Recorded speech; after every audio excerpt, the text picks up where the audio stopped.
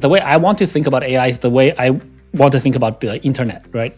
So can you say like you don't want to use the internet, right? So that's probably not a good thing to do. We should view AI as a productivity tool, right? So today AI can search for the best hotels and the best flights for us, but they don't book it for us. That's going to come very soon. I think that's going to come within months, definitely not years.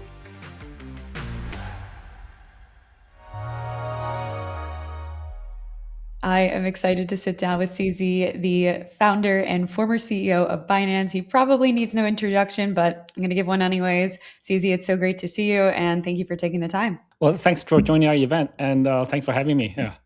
For sure. I mean, this year marks 9 years of Binance. And before founding Binance, you also worked at a major exchange.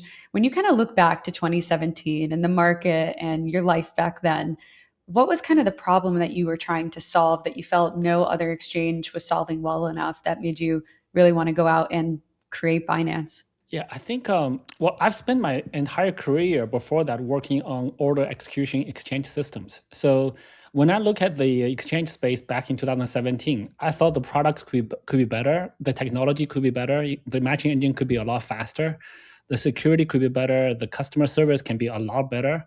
The exchanges then wasn't really prioritizing the users. So I thought there's definitely room to make improvements.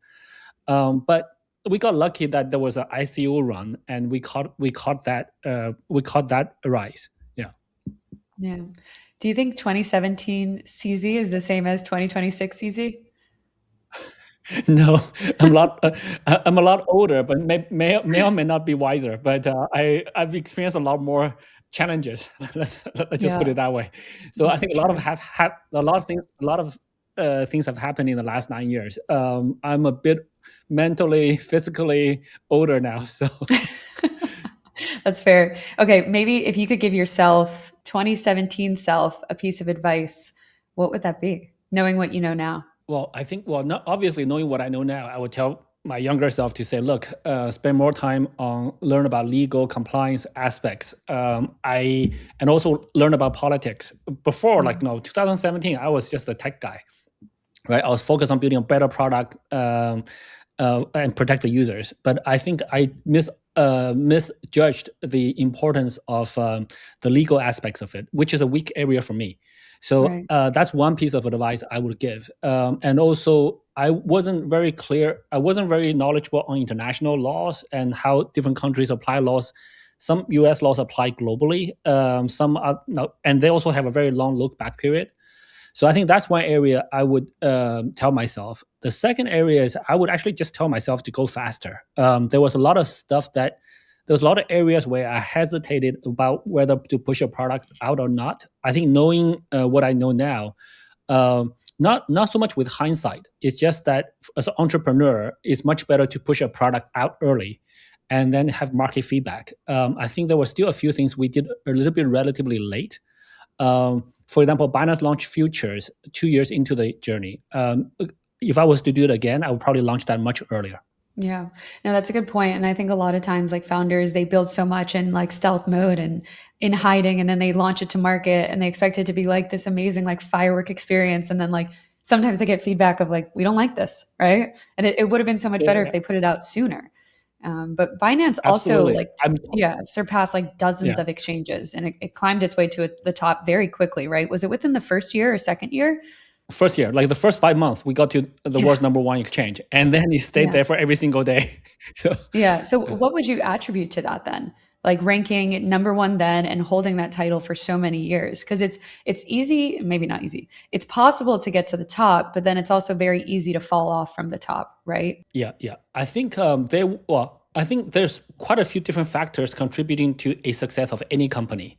The product has to be good. The customer service has to be good, and then more importantly, you have to have a mission. Our mission was to increase the freedom of money, and we protected our and one of our strongest values is to protect users. All of those things are very fundamental, and that's I think protecting the users helped us keep the lead after we became number one. And growing also, like, you also contribute to our growth. But we got a little bit of a lucky break in 2017 as well, because that was the ICO year. And we are the new exchange, so we supported ICOs natively very quickly. And most of the other exchanges were still Bitcoin exchanges. I think some of the US exchanges only had 4 coins listed, right? They didn't have Ethereum listed on the exchange. That's the largest exchange in the US at the time. So we caught that break, but we also had competition, right? So Btrack was really big, Poloniex was really big. Those were the 2 biggest exchanges in the world back then. So it wasn't like there was no competition. But we caught an industry turn, and there was like a ICO momentum, and we caught that. But we had good product, good service, and also we protected our users really well. Mm-hmm. Right. And I know that something about Binance is you guys have a very strong community, and we'll get into that too. And one of the themes for the anniversary for Binance is this idea of, quote, built by you. How would you kind of describe who you really are and like the culture and community that you wanted to foster within Binance? Sure. I think when 9 years ago when Binance started, right? So crypto was still a pretty a pretty niche industry. It's pretty small. I think Bitcoin was like $3,000. I think when we started, Bitcoin was like $2,000 something dollars. So and so it's a very small community of users who are but the community of users are very engaged. They're very loyal. So it's and the community of users are advanced users. They kind of know, they're early adopters. They know their product really well. They know our product really well. So they know that we protected them really well. So they follow their heart and they follow their money. And then as the community grew bigger, Binance kept its value. Binance kept using its actions, have always protected the users. So and then the community was organically growing. And also everyone in the community kind of contributes to the Binance growth. We had many volunteers. Some are officially labeled Binance Angels. Some are not. Some don't even have an official title, and they just help us to build the entire ecosystem, really. So Binance benefited a lot from that. So it's really a user-driven, community-driven kind of. This is what the phrase "built by you" probably implies. That it's the entire community that built this platform. Yeah.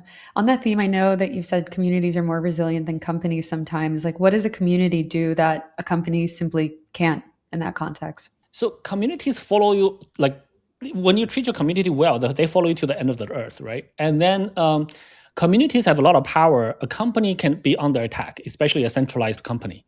And there are regulatory issues, there are legal issues, there are geopolitical issues, etc. The community is much more immune to those kind of attacks. The community is just a distributed group of people, and in our case, they're actually all over the world. So there's not that much that you can attack them with. So as long as you treat your community well, the community is very immune to external attacks. In fact, the community very often defends you, and the community typically very often will also have a very strong voice.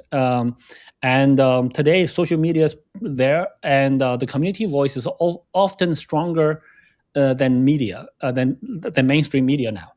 So I think there's now, so the community has a lot of power that can be harnessed. Yeah. Yeah, 100%. What do you think it takes to make a sticky product in today's market compared to, the past 9 years, and something that really helps make people, come back over and over, not just like go through a revolving door where it's like they come in and then they leave? I think at any time in any industry, products can be improved, right? So nothing's perfect. I think anything like today, if there's the fiat on-ramp, off-ramp is still pretty, there's still high friction.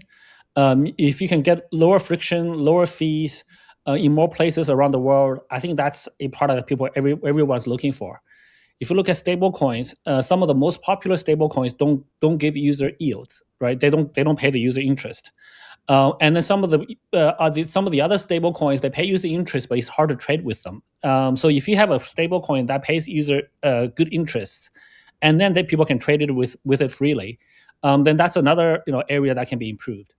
RWAs is just new. It's still pretty new, relatively speaking. And then there's a lot more that can be done, right? There's only a few stocks. Well, there's only a few stocks that's really tokenized. And that's kind of US centric too. The rest of the world, why would any country not want to tokenize their stock market, right? Which country do not want their stock market to be accessible by the entire world, by 300 million plus people? plus more, right? So I think there's a lot. There's still a lot to be done. We're just at the beginning, really. So many people view like, no, the market is saturated, but the penetration is, I think, wealth-wise, crypto penetration is probably less than 1%. Well, it's definitely less than 1%. So there's a lot more room to go.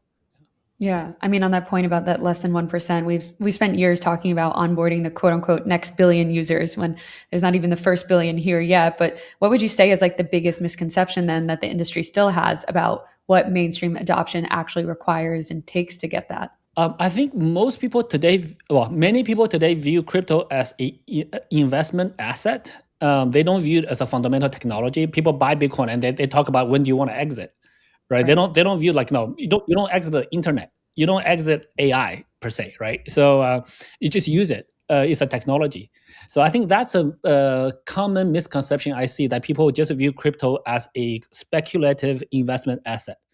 That's they should look through that and look at the underlying technology. Crypto blockchain is here to stay, and it's a very fundamental. It's like one of the three fundamental technologies in my life, like the other two being internet and AI, right? Yeah. So I think that's a misconception many people have. They look at this as a speculative investment opportunity and they think about exits. Whereas you should really, I would recommend people to look at projects long term. There is an element of investment in crypto for sure. But I always recommend people to look at the long-term prospects of projects before they invest. Yeah. I mean, on the front of AI, it feels like it's becoming the next foundational and transformative technology alongside crypto. We've seen it over the past few years. I would love to hear your thoughts on where do you think those two worlds are genuinely intersecting in ways that most people aren't discussing yet, or, in ways that people are currently on the front of maybe privacy or something else. Okay. So there's a few different points there. I think there's a lot of different speculations on how AI and crypto can and will work together. I cannot be. I'm not sure if I will be correct at all. I'm also like taking random guesses. But I think crypto or AI will eventually handle payments for us, right? So today AI can search for the best hotels and the best flights for us, but they don't book it for us. That's going to come very soon. I think that's going to come within months, probably like definitely not years, right? So once AI starts to transact for us, then they're going to need a technology native money, right? They're not going to like, yes, they could use your credit card to book online, etc., but that's very clunky. They should just use crypto. So I think that's probably the biggest unlock for AI, just the payments. And hopefully, then as more people use payments, use AI for payments, then they will use indirectly crypto directly. We'll see. And also, traditional fiat payments are not very good at global payments, right? They're good in your own country, but once you start, I think we'll see more global citizens, more and more of that.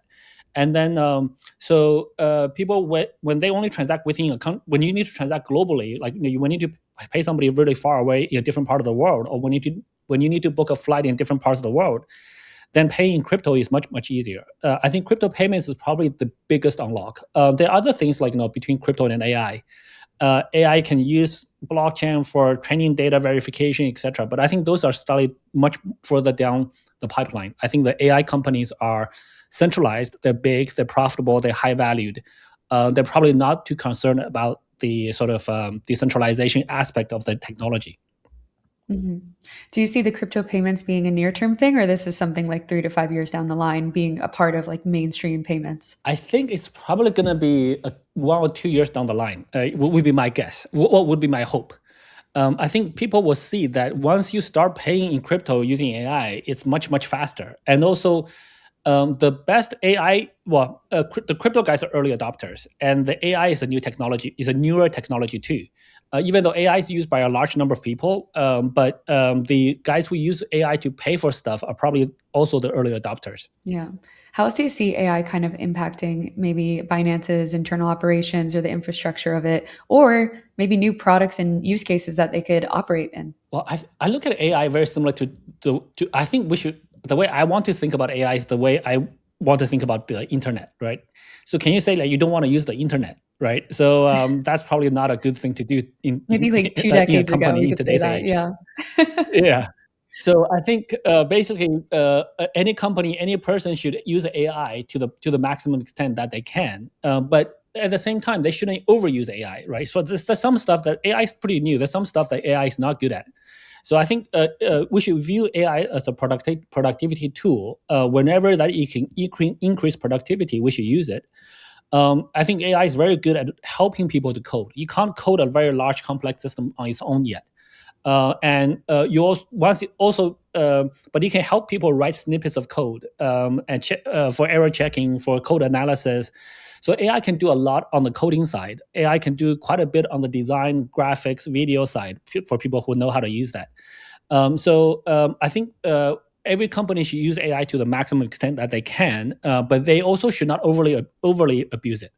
Some people said, okay, I'm just going to use AI for AI. Every copyright is going to be AI. Every video is going to be AI generated. I think we're living in a human world, and humans still want that human touch, right? So AI is pretty good at creativity, but it's not as good at original creativity that humans can produce. So I think humans will continue to have a fairly important role. Yeah. Mm-hmm.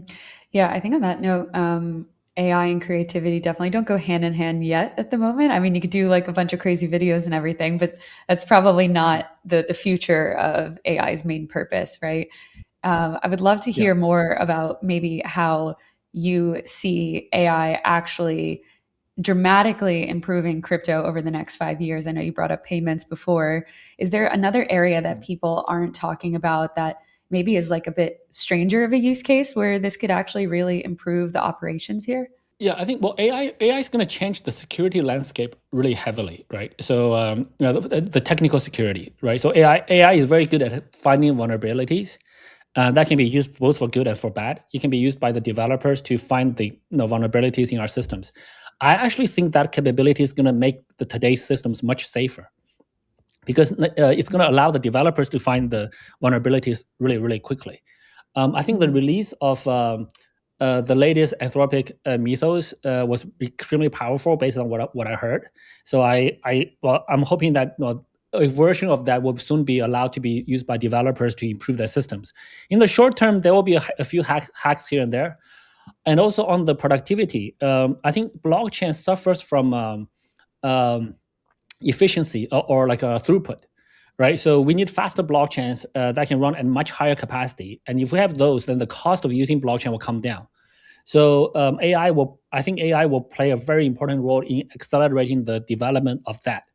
Other than that, I think AI is gonna create a much more digital world. So we're gonna use AI very heavily, and everyone's like, if we think internet have moved us into the digital world, AI is gonna do that another 10 or 100x. Right. Yeah. So, but the more digital we become, the more digital money we need. Like we don't need paper money. Well, like this paper money concept is so outdated. Even though money today is actually not paper, but it's still derived from the paper money concept. So we need to completely get away from that. I think AI is going to push us over the edge on that. So we'll see. Yeah, for sure. What do you think is one product or use case that doesn't exist today within Binance that you think millions of people will use by the time Binance celebrates its 18th anniversary? So double where we are now. Ooh, I'm not sure if I can imagine that far ahead of time. And also, I don't know. Binance actually have a lot of different products right now. That's a tough one. I would say there's quite a lot of new areas Binance, or any crypto platform should step into, right? So Binance does them to some extent, but loans, debt is a very small portion of crypto. That in traditional markets, that's a huge area.